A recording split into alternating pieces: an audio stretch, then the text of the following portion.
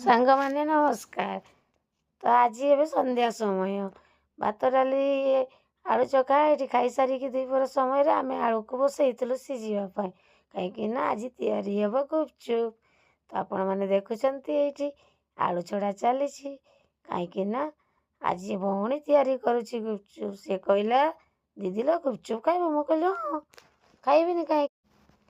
ଭଉଣୀ ହାତରୁ ଗୁପଚୁପ୍ କେମିତି ଲାଗୁଛି ଆପଣମାନେ ନିଶ୍ଚିତ କହିବେ। ତ ଆଳୁ ମସଲା ରେଡ଼ି କରିବା ପାଇଁ ଏପଟେ ଦେଖନ୍ତୁ ମୁଁ ଲୁଣ ପକାଇଦେଲି।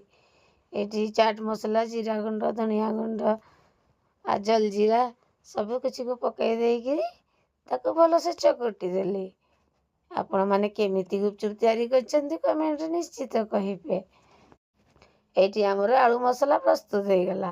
ଏଇଠି ମୁଁ ପିଆଜ ପକାଇବାକୁ ଭୁଲି ଯାଇଥିଲି, ପଛରେ ପିଆଜ ପକାଇଦେବି। ଏଇଠି ଟିକେ କଳା ଲୁଣ ବି ପକାଇଦେଲି। କଳା ଲୁଣ ନଦେଲେ ଟିକେ ଟେଷ୍ଟ ଲାଗେନି। ଧଳା ଲୁଣ ସହିତ କଳା ଲୁଣ ବି ପକାଇବେ ଆପଣମାନେ। ତ ଏଇଠି ଦେଖନ୍ତୁ ତେନ୍ତୁଳି ନେଇ ଆସିଲି, ଟିକେ ଗରମ ପାଣିରେ ତାକୁ ଭିଜେଇ ଦେଲି। ତେନ୍ତୁଳି ଆମର ପୁରାପୁରି ଭିଜିଗଲାଣି। ଖଟା ପାଣି ପ୍ରସ୍ତୁତ କରିବା ଏବେ। ସେପଟେ ମୁଁ ପାଣି ନେଇ ଆସିଲି, ଆଉ ଆଳୁରେ ଯେଉଁ ପିଆଜ ପକାଇ ନଥିଲି ଏପଟେ ଆଳୁରେ ପିଆଜଟାକୁ ମୁଁ ପକାଇଦେଲି, ଆଉ ଲଙ୍କା ମଧ୍ୟ ଟିକେ ପକାଇଦେଲି। ସେପଟେ ପାଣି ନେଇ ଆସିଲି ଗୁପଚୁପ୍ ପାଣି ବନାଇବା ପାଇଁ। ତ ପାଣିରେ ପକାଇଦେବା ଆମେ ମସଲା, ଯାହା ଯାହା ମସଲା ଲାଗେ ଆମେ ପକାଇଦେବା। ଆପଣମାନେ ଦେଖୁଛନ୍ତି ଯେମିତି ଏଠି ପୁଦିନା ପକାଇଲି, ତାପରେ ଜିରା ଗୁଣ୍ଡ, ଧନିଆ ଗୁଣ୍ଡ, ତେନ୍ତୁଳି ରସ, କଳା ଲୁଣ, ଧଳା ଲୁଣ, ଅଳ୍ପ କଟା ପିଆଜ ପକାଇକି ତାକୁ ଭଲସେ ଗୋଳେଇଦେବା। ଲଙ୍କା ବି ଟିକେ ଦେଇଦେବା।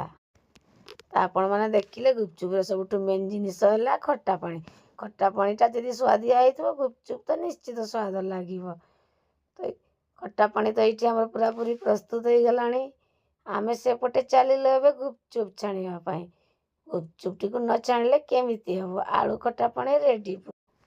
ସାଙ୍ଗମାନେ ଗୁପଚୁପ୍ ବନେଇବା ଭିଡ଼ିଓଟି ଯଦି ଭଲ ଲାଗିଥିବ ଆପଣମାନଙ୍କୁ ତ ଲାଇକ୍, କମେଣ୍ଟ, ସେୟାର ନିଶ୍ଚିତ କରିବେ। ଆଉ ହଁ, ସବସ୍କ୍ରାଇବ୍ କରିବାକୁ ଜମାରୁ ଭୁଲିବେନି। ଏ ଦେଖନ୍ତୁ ସାଙ୍ଗମାନେ ଏପଟେ ତେଲ ବି ଗରମ ହେଇଗଲାଣି ଆମର। ଏଇଠି ବନେଇଦେଲୁ ଆମେ ଗୁପଚୁପ୍। ଏଇଟା ହେଲା ଟଙ୍କାକିଆ ଗୁପଚୁପ୍। ଆପଣମାନେ ଏଇଟା ମାର୍କେଟରୁ କିଣି ଆଣିପାରିବେ। ଦେଖନ୍ତୁ ଏପଟେ ଗୁପଚୁପ୍ ଛାଣିଦେଲି ଆମେ। କେତେ ସାରା ଗୁପଚୁପ୍ ଛାଣିଦେଲି। ଛାଣୁ ଛାଣୁ ଆମ ତସଲା ପୁରା ଫୁଲ୍ ହେଇଗଲା। ଆରେ ଏପଟେ ଦେଖନ୍ତୁ ମୁଁ ବସିଯାଇଛି ଗୁପଚୁପ୍ ନେବା ପାଇଁ। ଆଗ କରି ପ୍ଲେଟ୍ଟାକୁ ବଢ଼େଇ ଦେଲି, ମୋତେ ଆଗ ଦିଅ ମୁଁ ଟେଷ୍ଟ କରେ। ଖାଇଦେଲି ଏଇଠି ଗୁପଚୁପ୍ଠୁ କ'ଣ ସୁଆଦିଆ ଲାଗିଲା। ମୁଁ କହିଲି ବଢ଼ିଆ ହେଇଛି। ତ ଆପଣମାନେ ବି ଘରେ ବନେଇକି ଖାଆନ୍ତୁ, ଆଉ କମେଣ୍ଟରେ ନିଶ୍ଚିତ କୁହନ୍ତୁ ଭିଡ଼ିଓଟି କେମିତି ହେଇଛି। ରହୁଛି।